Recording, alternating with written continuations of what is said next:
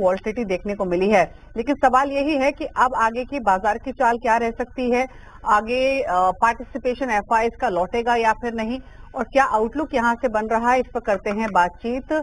हमारे साथ HDFC securities के एमडी और सीईओ धीरज रैली मौजूद हैं। धीरज जी नमस्कार, स्वागत है आपका। तो सबसे पहले तो इनफैक्ट आपका व्यू इसी पर लेना चाहेंगे।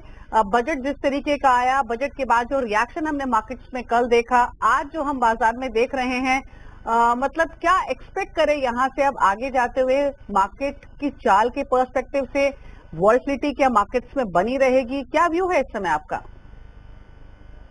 देखिए, नियर टर्म में ये जो निराशा है थोड़े दिन के लिए बनी रहेगी। एक नी जर्क रिएक्शन भी है क्योंकि कल जब बजट आया तो ये एक अनएक्सपेक्टेड था कि एसटीटी एफएनओ पे इंक्रीज होगी। ये आउट ऑफ द बॉक्स आया एकदम और अनएक्सपेक्टेड था, तो इसलिए इसका नी जर्क रिएक्शन भी हमने देखा कल भी, और आज भी उसका थोड़ा सा रिएक्शन हम देख रहे हैं। बट ओवरऑल अगर आप बजट को देखेंगे तो ये काफी नुआंस बजट है, बहुत डिटेल्ड बजट है। अगर आप बारीकियों में जाएंगे तो सभी सेक्टर्स के लिए कुछ ना कुछ अच्छा किया गया है। ग्रोथ ओरिएंटेड बजट है, तो मेरे हिसाब से ये जो दो या 4 दिन का और नी जर्क रिएक्शन रहेगा, उसके बाद यहाँ से मार्केट जो है वो कुछ और क्लूज को देखेगा। मार्केट्स को अब चाहिए कुछ पॉजिटिव क्लूज, जैसे अर्निंग ग्रोथ कैसे रहती है अगले क्वार्टर की, या भारत की यूएस के साथ डील होती है या नहीं होती है। तो इस तरीके से कुछ मेजर क्लूज चाहिए मार्केट को आगे अपना रफ्तार देखने के लिए। लेकिन धीरज जी, ग्लोबल फ्रंट पर जो हो रहा है वो यथास्थिति अभी भी बनी हुई है। बजट से कुछ एक्सपेक्टेशन थी कि एफआईज लौटते हुए दिखाई देंगे, कोई डायरेक्शन यहाँ पर मिलेगी एफआईज फ्लोज को लेकर, वहां पर डिसअपॉइंटमेंट थोड़ी सी रही है। अब अर्निंग्स हम इस क्वार्टर की ऑलरेडी मेजर अर्निंग्स हम देख चुके हैं। अब सवाल यहाँ पर यही है कि जब तक एफआईज वापस इंडियन मार्केट्स में नहीं लौटते हैं, क्या मार्केट में सपोर्ट या मार्केट में तेजी का ट्रेंड बनेगा या फिर नहीं, या फिर अगर इन्हीं परिस्थितियों के बीच में यहाँ से मार्केट्स और कितना नीचे जा सकते हैं, जाने की कितनी प्रोबेबिलिटी दिखाई दे रही है, इस पर आपकी राय क्या है? देखिए, जहां तक सवाल है एफआईज का और फॉरेन पोर्टफोलियो इन्वेस्टर्स का, वो अनलाइक जो इंडियन मार्केट इन्वेस्टर्स हैं, जो रेजिडेंट इन्वेस्टर्स या एनआरआई जो थोड़ा बहुत मैरिड है इंडियन मार्केट्स के हिसाब से, वो एक लिमिटेड अमाउंट ही बाहर इंडिया से बाहर इन्वेस्ट कर सकते हैं थ्रू एलआरएस राउट, तो उनको अपना इन्वेस्टमेंट इंडियन मार्केट्स में ही करना पड़ता है। लेकिन एफपीआईज के केस में ऐसा नहीं होता। वो लोग ये देखते हैं कि कहाँ उनको लिक्विडिटी अच्छी मिल रही है, कहाँ उनको रिटर्न पोटेंशियल अच्छा मिल रहा है, कहाँ टैक्सेशन उनके लिए फेवरेबल है, और कहाँ उनको डॉलर रिटर्न्स अच्छे मिलते हैं। तो लास्ट अगर हम 1 या 2 साल में देखें तो हमारे डॉलर रिटर्न्स नेगेटिव रहे हैं। तो उस को ध्यान रखते हुए मुझे नहीं लगता, क्या कहते हैं, कि एफपीआईज और एफआईज इतनी जल्दी में इंडिया में वापस आने वाले हैं। अगर ऐसा कुछ पॉजिटिव टैक्सेशन में उनके लिए होता बाजार में, तो शायद वो सोचते वापस आने का, वहां पर भी कोई गारंटी नहीं थी। बट अभी ऐसा लग रहा है, क्या कहते हैं, कि वो उनके पास बेहतर रेवेन्यूज अवेलेबल हैं इन्वेस्ट करने के लिए डिफरेंट मार्केट्स में, उनकी अपनी होम मार्केट्स में, फॉरेन मार्केट्स में। तो अभी हमें थोड़ा इंतजार करना पड़ेगा। जब तक इंडियन मार्केट्स एक डिसाइसिव अर्निंग ग्रोथ डिलीवर नहीं करती हैं, तब तक उनका लॉक स्टॉक बैरल वापस आना थोड़ा मुश्किल लगता है। बट मुझे ये लगता है इंडियन मार्केट में जो भी नेगेटिव न्यूज है वो ऑलमोस्ट फुल्ली प्राइस इन है। इनफैक्ट जो कल बजट आया उससे जो भी नेगेटिविटी आई वो भी 1-2 दिन में प्राइस इन हो जाएगा। यहां से डाउन साइड मुझे कम लगता है, आगे ग्रोथ की अपॉर्चुनिटी ज्यादा लगती है। तो मेरा ये सजेशन रहेगा निवेशकों को कि स्टैगर्ड फैशन में एसआईपीज में जहां पर उनको वैल्यू इन्वेस्टिंग की अपॉर्चुनिटीज मिल रही हैं वहां इन्वेस्ट करते रहें रेगुलरली। ओके, अच्छा, रिटेल इन्वेस्टर्स को क्या करना है?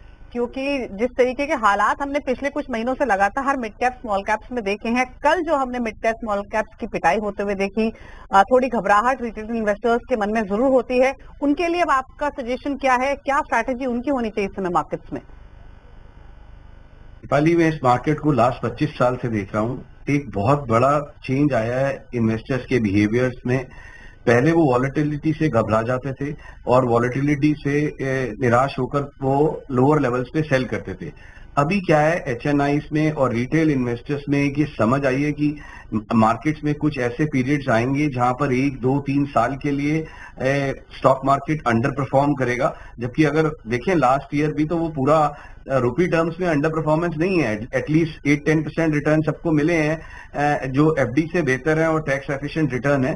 तो मेरे हिसाब से अभी ये समय निराशा का नहीं है, ये समय अपॉर्चुनिटी ढूंढने का है। और क्योंकि वैल्यूएशन जो एक बहुत बड़ा कंसर्न था इंडियन मार्केट्स के लिए, वो पिछले 18 मंथ्स में प्राइस करेक्शन देखा हमने, टाइम करेक्शन देखा है, तो यहाँ से इन्वेस्टमेंट अपॉर्चुनिटीज बेहतर ही दिख रही हैं।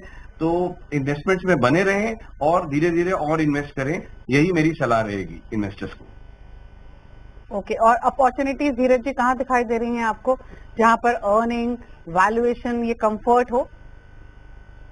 देखिए सबसे पहले तो जो गवर्नमेंट है, पहले वो कैपेक्स पे फोकस कर रही थी कुछ साल तक। लास्ट ईयर और सो उन्होंने कंजम्पशन पे फोकस किया। दे रियलाइज की कंजम्पशन अर्बन मार्केट्स में, रूरल मार्केट्स में एक चैलेंज है, तो उन्होंने पहले टैक्सेशन, डायरेक्ट टैक्सेशन में रिलीफ दिया लास्ट ईयर के बजट में।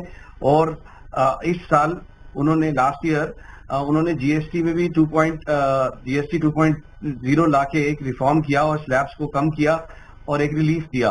तो उससे जो है मेरे हिसाब से consumption sector, low cost discretionary sector एक अच्छे सेक्टर्स हैं। इस मूव से पहले मैं कैपिटल मार्केट सेक्टर को भी लाइक कर रहा था, बट एसेट मैनेजमेंट कंपनीज अभी भी मेरे हिसाब से एक अच्छा ऑल्टरनेटिव है इन्वेस्ट करने के लिए।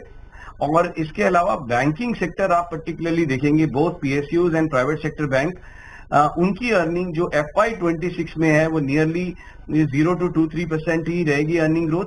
बट जो नेक्स्ट ईयर है FY27, वहां पर उनकी अर्निंग ग्रोथ 12 से 15% होगी। जो वो निम कंप्रेशन में से डील कर रहे थे या और क्रेडिट रिलेटेड इश्यूज से डील कर रहे थे, वो अब दे आर बिहाइंड अस। और ऐसा लग रहा है क्या कहते हैं कि 12 to 15% की अर्निंग ग्रोथ बैंकिंग सेक्टर में आएगी।